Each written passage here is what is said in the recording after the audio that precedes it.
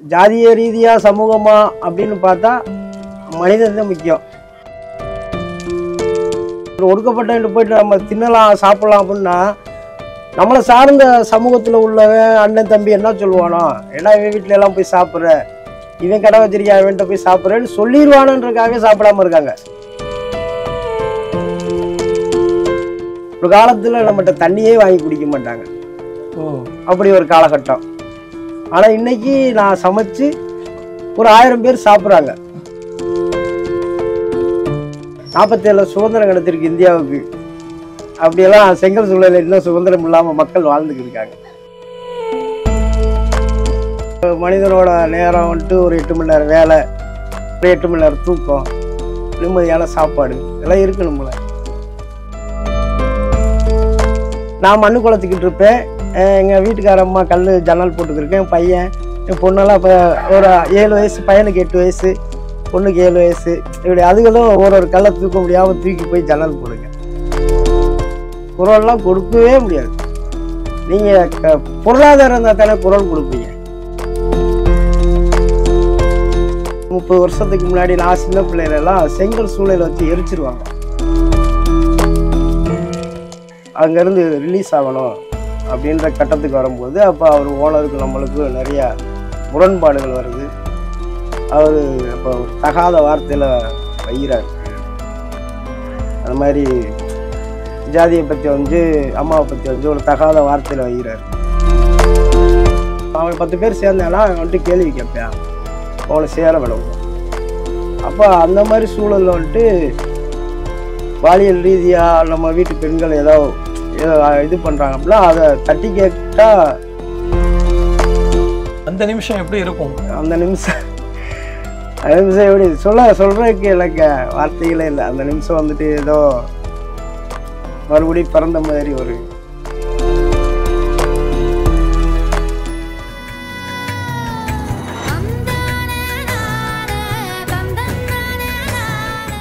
வணக்கம் அண்ணா, எப்படி இருக்கீங்க? நல்லா இருக்கு. ஆனா நாங்க ஒரு விஷயம் கேள்விப்பட்டோம், நீங்க வந்து அப்பா வாங்கின கடனுக்காக செங்க சூளையில கொத்தடிமையா வேலை பார்த்தீங்க அப்படின்னு சொல்லிட்டு. அப்பா வந்துட்டு தங்கச்சியோட கல்யாணத்துக்காகத்தான் முத அங்க கடன் வாங்குறாரு. உங்க தங்கச்சி கல்யாணம்? ஆமா, என் தங்கச்சி கல்யாணத்துக்காக அவரு கடன் வாங்கி கொஞ்ச நாள்ல அவரு இறந்து போயிறாரு. அப்பா இறந்துறாரு. அதுக்கப்புறம் நம்ம அந்த கடனுக்காக உள்ள போக வேண்டிய சூழ்நிலை ஆயிடுச்சு. அப்பா எத்தனை வருஷமா வேலை பார்த்துட்டு இருந்தாங்க? ஒரு 30 வருஷமா இருந்திருப்பாரு.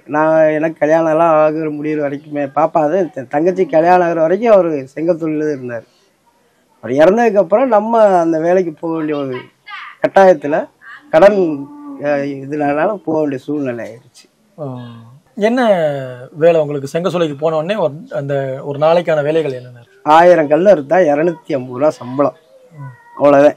அந்த 1000 கல்லுக்கு வந்துட்டு கிட்டத்தட்ட ஒரு 3 நாள் வேலை ஆகும். இன்னைக்கு சாயந்தரம் மண்ணு குழச்சி வைக்கணும், ரெடி பண்ணணும். மண் நாளைக்கு வேலைக்கு இன்னைக்கு சாயந்தரம் பார்க்கணும். அது கிட்டத்தட்ட ஒரு 3-4 மணி நேரம் ப்ராசஸ். அது முடிச்சுட்டு மறுநாள் காலையில் ஒரு 2 மணி 3 மணிக்கு எந்திரிச்சாத்தே காலையில் ஒரு 10-11 மணி 12 மணி 1 மணி அளவில் ஒரு 1000 கல் 1500 கல் அறுக்க முடியும். 2 மணிக்கு எந்திரிப்பீங்களா? ஆமா, நைட் 2 மணிக்கு எந்திரிக்கலாம். எந்திரிச்சாதே அந்த ஒரு 1500 கல் ஒரு 300 ரூபாய்க்கு வேலை பார்க்க முடியும். அது மறுநாள் ஃபுல் அந்த 2 மணி எந்திரிக்கிறோம்னா 1 மணி ஆயிரும்.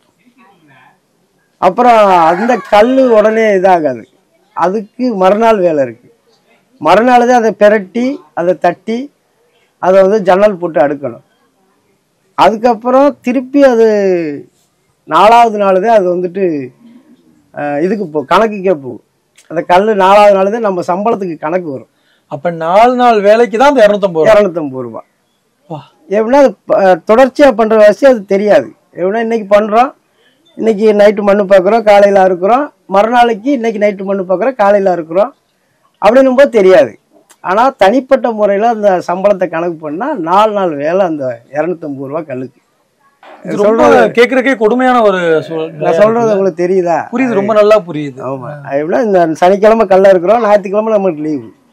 சனிக்கிழமை கல்ல அறுத்து முடிச்சுட்டு அந்த கல்லு ஞாயிற்றுக்கிழமை லீவுனா அது நம்ம லீவு இருக்க முடியாது, நமக்கு லீவே கிடையாது. ஆமா, லீவுன்றது லீவ் நம்ம வேலை பார்த்துக்கிட்டே இருக்கோம், அவ்வளவுதான். என்னன்னா அந்த ரெஸ்ட் தான் நம்மளுக்கு லீவு.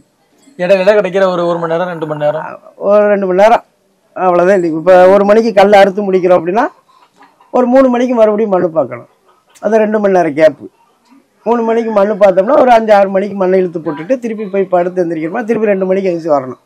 அண்ணே கிட்டத்தட்ட கேட்கறதுக்கே ரொம்ப இறுக்கமா இருக்கு. என்னடா இப்படிலாம் வேலை செய்யறாங்களா நம்ம கூட இருக்கிறவங்க?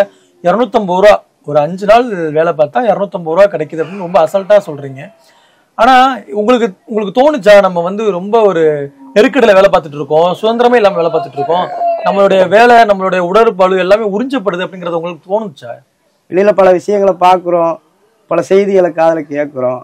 அப்போ ஒரு மனிதனோட நேரம் ஒரு 8 மணி நேரம் வேலை, ஒரு 8 மணி நேரம் தூக்கம், நிம்மதியான சாப்பாடு எல்லாம் இருக்கணும்ல.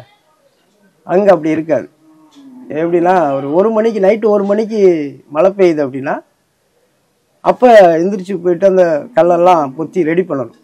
திடீர்னு அந்த நேரத்தில் மழை பெஞ்சிருது, சூழ்நிலை சொல்ல முடியாது. அதுக்கு சம்பளம் கிடையாது. ஆனால் நம்மளுக்கு படின்னு ஒன்று கொடுப்பாங்க. வாரத்தில் ஒரு படின்னு ஒரு கணக்கு இருக்குது. இப்போ நம்ம ஒரு 10,000 கல் அறுக்கிறோம் அப்படின்னா இந்த 10,000 கல்லில் ஒரு 6,000 கல்லுக்கு ஆன கூலி கொடுத்துக்கிட்டே இருப்பாங்க. அது நம்ம அறுக்கிறோமோ அறுக்கலையோ, மழை இப்போ மழை வருது, ஒரு 10 நாள் தொடர்ச்சியாக மழை பெய்யுது அப்படின்னா வெளியில் வேலைக்கு போக விட மாட்டாங்க, வெளியில் வேலை செய்ய விட மாட்டாங்க. ஏன்னா வெளியில் வேலை செஞ்சால் அந்த சம்பளத்தை பார்த்துருவாங்க. ஒரு 500 ரூபா சம்பளம் கிடைக்கும், ஒரு 300 ரூபா சம்பளம் கிடைக்கும். அந்த சம்பளத்தை பார்த்தாங்கன்னா நம்மகிட்ட வேலைக்கு வர மாட்டாங்க. அதுக்கு தான் அவங்க அந்த அட்வான்ஸ் கொடுத்து வைக்கிறது. அட்வான்ஸ்ன்ற ஒரு விஷயமே அதுக்கு அர்த்தம் பண்ணுறது. நம்ம கை நீட்டி காசு வாங்கிட்டோம்னா நம்ம போய் ஆகணும் அப்படிங்கிற ஒரு சூழல் இருக்கும். நம்ம இல்லாதவங்க, அதனால நம்ம வாங்கிட்டோம், கைவிட்டு வாங்கிட்டோம். ஆனால் அதை மீறி நம்மளால் வர முடியாது. அப்படி மீறி வர மாதிரி இருந்துச்சுன்னா இன்னைக்கு பரவாயில்ல. இதே ஒரு 30 வருஷத்துக்கு முன்னாடி நான் சின்ன பிள்ளைகளெல்லாம் செங்கல் சூளையில் வச்சு எரிச்சிருவாங்க. அந்த மாதிரிலாம் எனக்கு கேள்விப்பட்டிருக்கேன். ஆமாம். எப்படின்னா இப்போ சப்போஸ் எழுத்து பேசிட்டு என்ன இவ்வளோ சம்பளம் கொடுக்குறீங்க, எனக்கு சம்பளம் சேர்த்து கொடுங்க அப்படின்னு. இப்போ கிட்டத்தட்ட நான் சின்ன பிள்ளைகளெல்லாம் இந்த மாதிரி ஒரு கிராமமே சேர்ந்து, கிராமம் இருக்கிற அளவுக்கு ஒரு சேம்பர் இருக்கும். அதில் குறைஞ்சபட்சம் ஒரு 50-60 குடும்பம் இருக்கும். அதில் யாராவது ஒரு ஆள் கொஞ்சம் விழிப்புணர்வு பட்டு, இல்லைங்க நான் வேறு வேலைக்கு போகிறேன், நான் உங்களுக்கு வாங்கின கடனை வேறு எங்கேயாவது வாங்கி நான் கட்டுறேன், உங்களுக்கு வட்டிக்கோ இல்லை எங்கள் சொந்தத்துக்குள்ளே யார்கிட்டையாவது வாங்கி கூட கட்டுறேன் அப்படின்னு சொன்னால் அவரை தூக்கிட்டு காலாவசியில் சேம்பர் ஆஃபீஸ் ரூம்குள்ளே வச்சு அடிப்பாங்க. அந்த சூழ்நிலையெல்லாம் நான் சின்ன பிள்ளையில பார்த்துருக்கேன். எந்த அளவுக்கு கொடுமையான ஒரு சூழல் நீங்க சொல்றத பார்த்தீங்கன்னா, அவங்கள மீறி நம்ம ஒரு குரல் கொடுத்துட்டா நம்மளை எரிச்சிடுறாங்க. குரல் கொடுக்க முடியாது, குரல்லாம் கொடுக்கவே முடியாது. நீங்க பொருளாதாரம் இருந்தால் தானே குரல் கொடுப்பீங்க. பொருளாதார அடிப்படையில் நம்மளை அப்படியே ஒடுக்கிக்கிட்டே வருவாங்க. அவங்க வீட்டுக்குள்ள பார்த்தா அவ்வளோ புக்ஸ் அடிக்க வச்சிருக்கீங்க, அம்பேத்கர், பெரியார். ஆமா, அதெல்லாம் இப்போ அவங்கள பத்தி தெரிஞ்சுக்கிட்டான். காரல் மார்க்ஸை பத்தி முக்கியமா, அது காரல் மார்க்ஸை பத்தி தெரிஞ்சுக்கிற போதே நம்மளுக்கு அவர்கிட்ட ரொம்ப பிடிச்ச விஷயம் எது உங்களுக்கு? அவர் சொன்ன கோட்பாடுகள்ல அவர் சிந்தனை, அவருதான் முத சொன்னாரு, உழைப்புன்னு ஒண்ணு இல்லைன்னா உலகம்னு ஒண்ணு கிடையாது அப்படின்னாரு. அவர் சொன்ன அந்த விஷயத்த நான் உள்வாங்கினேன். அன்னைக்கு எனக்குள்ள ஒரு சில சிந்தனைகள், ஏன்னா இப்படியே உழைச்சிக்கிட்டே இருக்கோம், எத்தனை வருஷத்துக்கு தான் இப்படியே உழைச்சிக்கிட்டே இருக்க போகிறோம். அப்போ அங்கே கேள்வி கேட்க ஆரம்பிக்கும் போது, என்னங்க சம்பளம் கூட வேணும், இல்லாட்டி நான் வெளியில் வேலைக்கு போகிறேன் அப்படின்னு கேள்வி கேட்கும்போது அங்கே பிரச்சனை உண்டாகுது. அவர் ஓனருக்கும் நம்மளுக்கும். ஓகே, ஓனருக்கு நம்மளுக்கும் சில பிரச்சனைகள் உண்டாகுது. அப்போ அவர் என்ன சொல்கிறாருன்னா, அப்படியெல்லாம் விட முடியாது அப்படின்றார். பிள்ளைகள்லாம் இப்போ ஸ்கூலுக்கே அனுப்புகிறோம்னா பிள்ளைங்க திருப்பி நைட்டில் சாயந்தரம் நம்மளோட வேலை பார்த்துக்கிட்டு இருக்கு. நான் மண்ணு குழச்சிக்கிட்டு இருப்பேன், எங்கள் வீட்டுக்கார அம்மா ஜன்னல் போட்டுக்கிருக்கேன். என் பையன், என் பொண்ணெல்லாம் இப்போ ஒரு 7 வயசு, பையனுக்கு 8 வயசு, பொண்ணுக்கு 7 வயசு. இப்படி அதுகளும் ஒரு கல்லை தூக்க முடியாமல் தூக்கி போய் ஜன்னல் போடுங்க. இல்லை, நீங்கள் சொல்கிறத பார்க்கும்போது ஏற்கனவே அப்பா அவருடைய காலம் ஃபுல்லாக செங்கல் சூழலையே செங்கல் அறுத்து வாழ்க்கையை ஃபுல்லாக அவர் இழந்துட்டாரு. அதுக்கப்புறம் அப்பா வாங்கின கடனுக்காக நீங்க உள்ள போறீங்க. சோ அது உங்களையும் பிடிக்குது. நான் பட்ட கஷ்டத்துக்காக என் பிள்ளை போக கூடாதுன்ற ஒரு கட்டத்துல வரங்க. அப்பாவுடைய வலி நீங்க அனுபவிச்சிட்டீங்க, அதே நேரத்துல 3வது தலைமுறையா உங்க பிள்ளைகளுக்கும் அந்த வலி வருது இல்லையா? வலி வரக்கூடாது அப்படின்ற ஒரு காலகட்டம் வரும்போதுதான் நான் அங்க இருந்து ரிலீஸ் ஆகணும், அப்படின்ற கட்டத்துக்கு வரும்போது அப்போ அவர் ஓனருக்கு நம்மளுக்கு நிறைய முரண்பாடுகள் வருது. அவர் இப்போ ஒரு தகாத வார்த்தையில் வைகிறாரு. அந்த மாதிரி ஜாதியை பற்றி வந்து அம்மாவை பற்றி வந்து ஒரு தகாத வார்த்தையில் வைகிறாரு. நம்மளுக்கும் ஒரு ரோசல் ஒன்று இருக்குல்ல, எல்லாத்தையும் கடை வாங்கினாலும். அப்போ அவர்கிட்ட எழுத்து சண்டை போடுறோம், சத்தம் போடுறோம். அப்போ உன்னால் முடிஞ்சது பாரு, இவ்வளோதான் சம்பளம், இவ்வளோ இதுக்குள்ளே வேலை பார்த்தா பாரு, இல்லாட்டி அப்படி இப்படின்னு சொல்லிட்டு நம்மளை மாதிரியா மிரட்டுற. சரி, நீங்க எழுத்து கேள்வி கேட்டீங்களா? எங்க அப்பா வாங்க கடனுக்கு நான் என்ன பண்ண முடியும், என்னால வர முடியாதுன்னு சொல்ல முடியுது அவங்களால? அதுதாங்க அப்ப தெரியாது எனக்கு. அப்ப அந்த சூழ்நிலையில நம்ம அப்பா கடன் பட்டிருக்காரு, அப்ப கடனை நம்ம அடைக்க வேண்டிய கட்டாயம் இருக்கு. அப்ப என்னால வெளியில வட்டி கிட்டிக்கு வாங்கி கொடுக்க முடியாது. அப்போ அவன் அந்த கட்டத்தை சரி போய் வேலை பார்த்து அடைச்சிருவான் அப்படின்ட்டு உள்ள போறேன். வேலை பார்த்து அடைச்சிருவான், கடன் அடைச்சிருவான் அப்படின்ட்டு போறேன் உள்ள. ஆனா போனதுக்கு அப்புறம் தெரியுது வேலை மாத்திரம்தான் பார்க்க முடியும், கடன் அடைக்க முடியாது.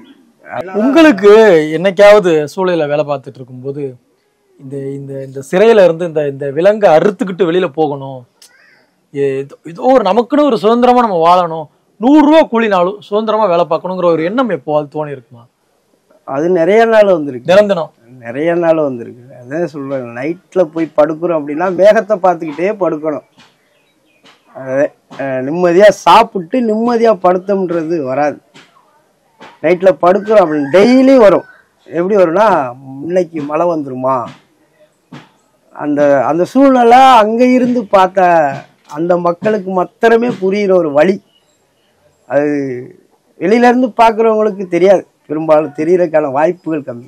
நீங்க எந்த வருஷம் உள்ள போறீங்க, எப்ப வெளியில வரீங்க? இப்ப 2015 நினைக்கிறேன். 15 வெளியில வரீங்க? ஆமா. உள்ள போனது அப்பாவோட கடனை அடைக்கணும். அது வந்து ஒரு 5 வருஷத்துக்கு முன்னாடி 2000 அந்த 2015 வெளியில வரீங்களா? 2010-9 கிட்ட போயிருக்கீங்க. ஆமா, அந்த சூழல்ல உள்ள போறேன். அப்போ எப்படின்னா நேரா கோரிக்கைகள் தேசிய மனித உரிமை ஆணையத்துக்கு போகுது. அங்கேருந்து வந்துட்டு அந்தந்த கலெக்டரு, அந்தந்த மாவட்ட வாரியாக உள்ள கலெக்டர்களுக்கு அவங்க ஒரு இது கொடுக்குறாங்க, ஃபோர்ஸ் பண்ணுறாங்க.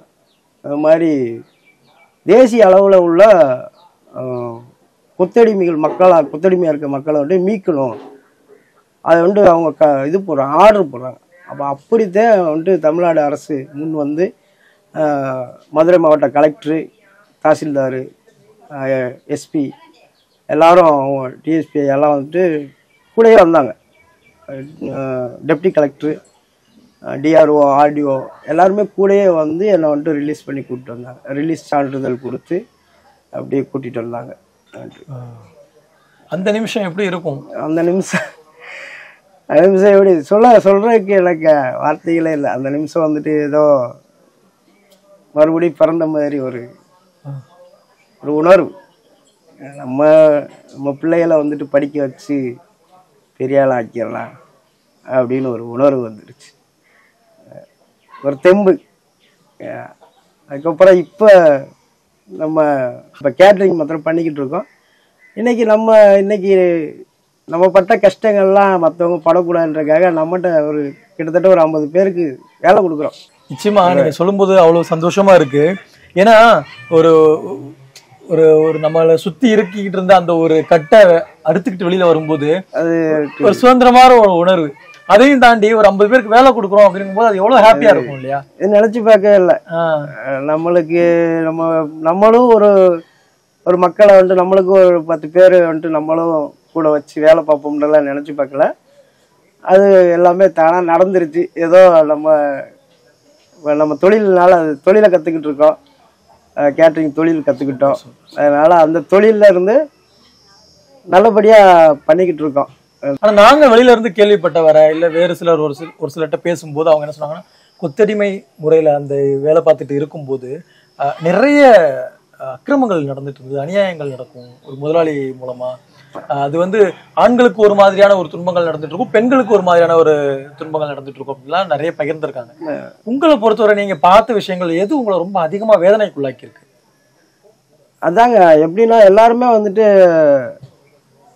ஒரு முதலாளி ஆதிக்கத்துக்குள்ள இருக்கணும். முதலாளி ஆதிக்கத்துக்குள்ளதே நம்ம வாழ முடியும். அந்த சுதந்திரம்ன்றதெல்லாம் 47 சுதந்திரம் கிடைச்சிருக்கு இந்தியாவுக்கு.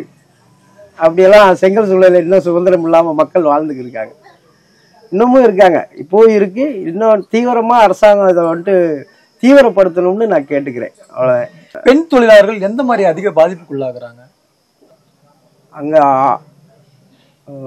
வேலை பார்க்குற ஆண்கள் வந்துட்டு எதுவும் எதிர்த்து பேச முடியாது. ஓனர் வந்துட்டு விருப்பப்பட்டா பெண்கள் வந்துட்டு சுரண்டல் நடக்கும். பாலியல் ரீதியான சுரண்டல் நிச்சயமா நடக்கும். அதெல்லாம் நான் சின்ன பிள்ளையில கேள்விப்பட்டிருக்கேன். அதெல்லாம் எதிர்த்து போய் கேள்வி கேட்க முடியாது. அங்கே உள்ள கணக்கு பிள்ளைகள் இருக்காங்க, மேனேஜ்மெண்ட் பார்க்குறவங்க, அவங்க கணக்கு பிள்ளைங்களாம் அவங்க மூலியமாக ஏதாவது பாதிப்புகள் உண்டாகும், பெண்களுக்கு பாலியல் ரீதியான தொல்லைகள் வரும். அதெல்லாம் நம்ம போயிட்டு கேட்க முடியாது. இப்போ ஒரு நபர் வந்து சங்க சூழலில் வேலை பார்க்குறாருன்னு, அவர் கூட சேர்ந்து அவர் சகோதரியோ இல்லை அவங்க அம்மாவோ யாரோ ஒருத்தர் வேலை பார்த்துட்டு இருக்கும்போது அவங்களுக்கு ஒரு பாலியல் ரீதியிலான ஒரு ஒரு துன்புறுத்தல் நடந்துட்டு இருக்கு. அப்போ ஒரு அண்ணனாவோ ஒரு தம்பியாவோ ஒரு கணவனாவோ ஒரு மகனாவோ போய் தட்டி கேட்க முடியாதா? ஒரு அண்ணன் தம்பி தட்டி கேட்பாங்க. ஓகே. சக மனிதர்கள் வந்து தட்டி கேட்க மாட்டாங்க. நம்மளோட சக மனிதர்கள் அங்க சூழல வேலை பார்க்குறவங்க கேட்க முடியாது, வர மாட்டாங்க, ஒன்று சேர மாட்டாங்க. இன்னொன்று சொன்னா அங்க வந்துட்டு ஒற்றுமையா வச்சிருக்க மாட்டாங்க. வேலை பார்க்குறவங்களும் ஒற்றுமையா இருக்க விட மாட்டாங்க. அது ஒரு பெரிய விஷயம். எப்படின்னா 4 பேர் ஒன்னா சேர்ந்தா நீ வந்துட்டு என்ன பண்ணுவ, குரல் கொடுப்ப. அவன் 10 பேர் சேர்ந்தானா அவன் வந்துட்டு கேள்வி கேட்பேன், அவனை சேர விடக்கூடாது. அப்போ அந்த மாதிரி சூழலில் வந்துட்டு பாலியல் ரீதியாக நம்ம வீட்டு பெண்கள் ஏதோ இது பண்ணுறாங்க அப்படின்னா அதை தட்டி கேட்டா அன்னைக்கு சூழலாம் ரொம்ப கஷ்டம். அடிதே வாங்க முடியும், அடிதே வாங்கணும், அடிதே கொடுப்பாங்க. ஒரு 30-40 வருஷ காலத்துக்கு முன்னாடி, 30 வருஷ காலம் நான் சின்ன பிள்ளைகளெல்லாம் கேள்விப்பட்டிருக்கேன். அதெல்லாம் கேள்விப்பட்டிருக்கேன். அடி விழுவோம், அடியை தவிர வேற ஒன்றுமே இல்லை. முறையான வீடு இருக்காது. சாப்பாடுன்றது நம்ம அந்த அந்த சம்பளத்துக்குள்ள நம்மளால என்ன சாப்பிட முடியுமோ அதுக்குள்ளதே வரவு செலவு எல்லாமே பார்க்க முடியும். சொந்த பந்த வீட்டுக்கு போக முடியாது, 4 நாள் போய் தங்க முடியாது, ஒரு விசேஷங்கள் நல்லது கெட்டது போக முடியாது. அப்படி போனால் ஒன்று வீட்டில் இருந்து 2 பேர் இருக்காங்க அப்படின்னா ஒன்று பொண்டாட்டி போகணும், இல்லை புருஷன் போகணும். யாராவது ஒரு ஆள் தான் போக முடியும், ஒரு ஆள் அங்கே கண்டிப்பாக இருந்தே ஆகணும். இப்போ சப்போஸ் 2 பேர் வந்துட்டோம், மழை வந்துருச்சு, ஒரு 5000 கல் அறுத்து வச்சுருக்கோம், அவங்க பற்ற மாட்டாங்க. அந்த 5000 கல் அழிஞ்சு போச்சுன்னா அவ்வளோதான். அது நம்ம திருப்பி கடன் சுமையிலதே ஏறும். இந்த 5000த்துக்கு கூலி கொடுத்துருவாங்க. 5000 கல் அறுத்துருக்கோம், கூலி கொடுத்துருவாங்க. அந்த 5000 கல் அழிஞ்சு போச்சுன்னா அது நம்ம கடனில் இருக்கு அந்த கூலி. இப்படித்தான் அந்த காலகட்டங்கள் ஓடிக்கி இருக்கும். நீங்கள் சொல்கிற ஒவ்வொரு வார்த்தையும் வந்து அப்படியே மனசை உலுக்கி போடுது. நம்ம வாழ்ந்துட்டு இருக்கிற, நம்ம ரொம்ப நிம்மதியாக வாழ்ந்துட்டு இருக்கோம்னு நினச்சிட்டு இருக்கோம். ஆனால் சக மனுஷங்க இவ்வளவு கஷ்டங்களை இவ்வளவு வேதனைகளை அனுபவிச்சுட்டு இருக்காங்க அப்படிங்கிறது தெரியும். இது இந்த தொழிலில் மாத்திரம் இல்லை, எல்லா தொழிலையும் நடக்கும், இருக்கு, எல்லா தொழிலும் இருக்கு. இப்போ சமீபத்தில் நடக்கக்கூடிய விஷயங்கள் எப்படின்னா, இப்பெல்லாம் வடநாட்டு கொத்தடிமைகள் நிறைய ஆகிக்கிட்டு இருக்காங்க. நிறைய புரோக்கர்கள் இருக்காங்க, வடநாட்டில இருந்து மக்களை கூப்பிட்டு வந்து, இப்போ வடநாட்டில இருந்துதான் இப்போ நிறைய செங்க சூழல வேலை பார்த்துக்கிட்டு இருக்காங்க மக்கள். அது செங்க சூழல மாத்திரம் இல்லை, கிரைண்டட்டா இருக்கிறது, ஹோட்டல் தொழில், இப்படி எல்லா தொழிலுமே இருக்கு. கொத்தடிமைகள் ஆக்கப்பட்டுக்கிட்டே இருக்காங்க, இன்னைக்கும் நடந்துக்கிட்டே இருக்கு. நான் உங்களை வீட்டுக்குள்ள வந்து பார்க்கும்போதே எனக்கு ஒரு விஷயம் வந்து புரிஞ்சுக்க முடிஞ்சுது. ஏன்னா நீங்க காரல் மார்க்ஸ், பெரியார், அம்பேத்கர் இப்படி எல்லாருடைய புத்தகங்களையும் வாங்கி வச்சிருக்கீங்க, படிச்சுட்டு இருக்கீங்க. படிக்கவே இல்லை, பள்ளிக்கூடம் பக்கமே போனதில்லை, 1ஆம் கிளாஸ் போயிருக்கு. எப்படி உங்களுக்கு இவ்வளவு ஆர்வம், இத்தனை புத்தகங்கள் வாங்கி வைக்கணும், இவ்வளவு பேரை நம்ம தெரிஞ்சுக்கணும், படிக்கணும் அப்படிங்கிற அந்த ஆசை? காரல் மார்க்ஸை படிச்சு அதுக்கப்புறம் வந்துட்டு அவர் தத்துவங்கள், அதே அவர் சொன்னதே இப்போ காலகாலமாக எல்லாரும் வலியுறுத்துறாங்க.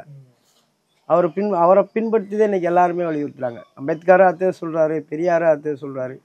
எங்கெல்லாம் சுரண்டல் நடக்குதோ அங்கெல்லாம் நீ எதிர்த்து குரல் கொடு. அப்போ குரல் கொடுத்தா மட்டும்தான் புரட்சி வெடிக்கும். மார்க்ஸ் அதே சொல்லியிருக்காரு.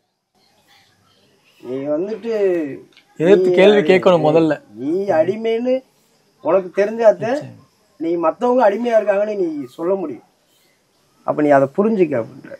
ரொம்ப பெருமையா இருக்கு உங்களை நினைக்கும் போது. ஏன்னா 1ஆம் வகுப்பு தான் படிச்சிருக்கீங்க. படிப்பு எந்த அளவுக்கு அவசியம் நீங்க நினைக்கிறீங்க? அதே சொல்றேன் இல்லைங்க, நான் வந்துட்டு 1ஆம் கிளாஸ் படிச்சு எனக்குள்ள இவ்வளவு ஒரு சிந்தனைகளை வளர்த்துக்கிற முடியும்னா அது படிப்பு தான்.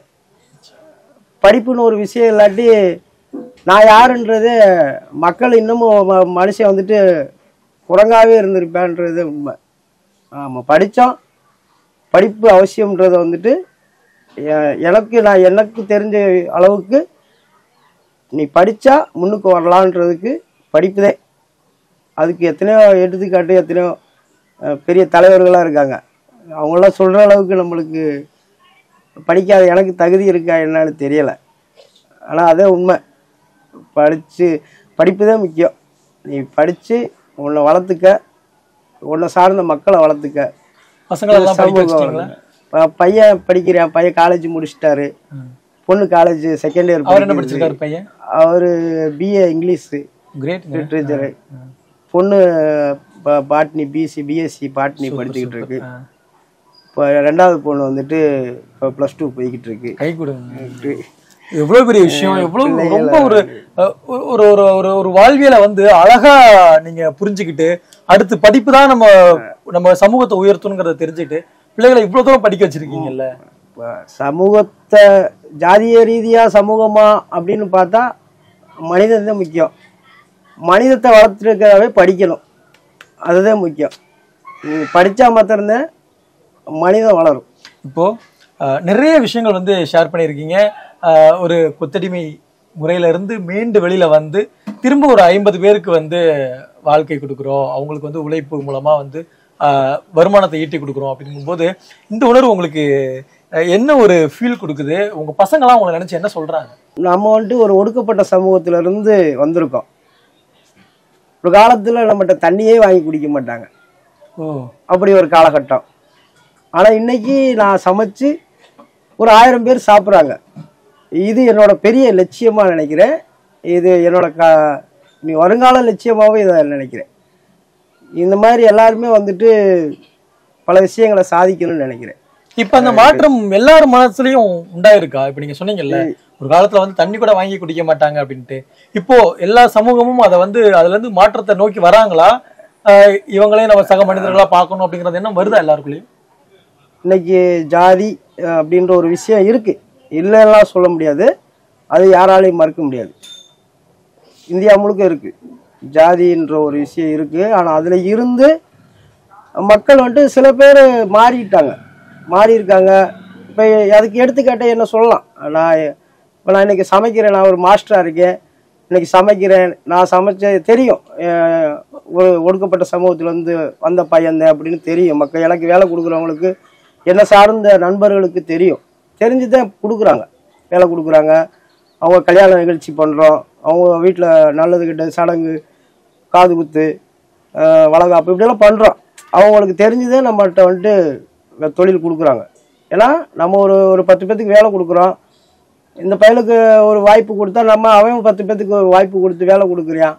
அப்போ புரிஞ்சுக்கிட்டாங்க, நமக்கு மரியாதை கிடைக்காது. மரியாதைகளை வளர்த்துக்கணும். மரியாதை இல்லைன்றது ஒரு பக்கம் நம்ம நினைச்சுக்கிட்டாலும் மரியாதைகளை நம்ம தான் வளர்த்துக்கணும் நான் நினைக்கிறேன். கண்டிப்பா திரும்ப வந்து நம்மளே ஒதுங்கி இருக்காம முன்னாடி போகணும். நம்ம வந்துட்டு நான் ஒடுக்கப்பட்ட சமூகத்துல இருந்து இருக்கோம், நம்மளை ஏத்துக்குருவாங்களா அப்படின்னா சொல்ல முடியாது. நம்ம தான் முன்னுக்கு வரணும்.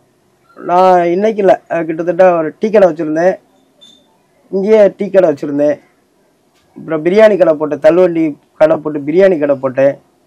மக்கள் சாப்பிடத்தான் செய்கிறாங்க.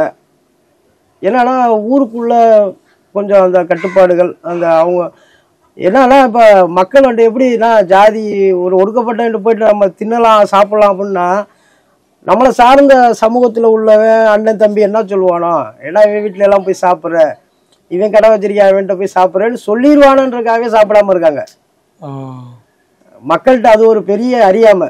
சோ அப்ப நீங்க சொல்றத பாத்தீங்கன்னா வந்து மக்கள் ரெடியா இருக்காங்க மாறுறதுக்கு, ஆனாலும் ஒரு சில விஷயங்கள் அவங்கள வந்து இன்னைக்கு நவீனப்படுத்தி இருக்கு, ஜாதி அடக்குமுறைகள் நவீனப்படுத்தி இருக்கு. நவீனப்படுத்தினாலும் அதையும் மீறி மக்கள் வந்துட்டு தனக்கான திறமைகளை வளர்த்துக்கிட்டா, திறமைக்கு தான் எல்லாமே. திறமை இருந்தா நீ வந்துட்டு சாதிக்கலாம். அதுக்கு நிறைய எடுத்துக்காட்டு இருக்கு, அவ்வளவுதான். உன்னோட திறமையை வளர்க்கணும், அவ்வளவுதான். ரொம்ப அழகா சொன்னீங்க. ஒரு சில வரிகள்லயே ரொம்ப ஒரு ஒரு ஒரு ஆழ்ந்த கருத்தை வந்து முன் வச்சிட்டீங்க. உங்களோட பேசுனதுல எனக்கு ரொம்ப சந்தோஷம். உங்களுடைய அந்த அடக்குமுறைகள் வந்து வெளியில வந்து இன்னைக்கு நீங்க ஒரு கௌரவமான ஒரு வாழ்க்கையை வாழ்ந்துட்டு இருக்கீங்க. பிள்ளைகளை வந்து இவ்வளவு தூரம் படிக்க வச்சிருக்கீங்க அப்படின்னு நினைக்கும் போது ரொம்ப பெருமையா இருக்கு. நான் மட்டும் இல்ல, இந்த நிகழ்வு பாக்குற எல்லாருமே வந்து உங்களை நினைச்சு பெருமைப்படுவாங்க. ரொம்ப சந்தோஷம்.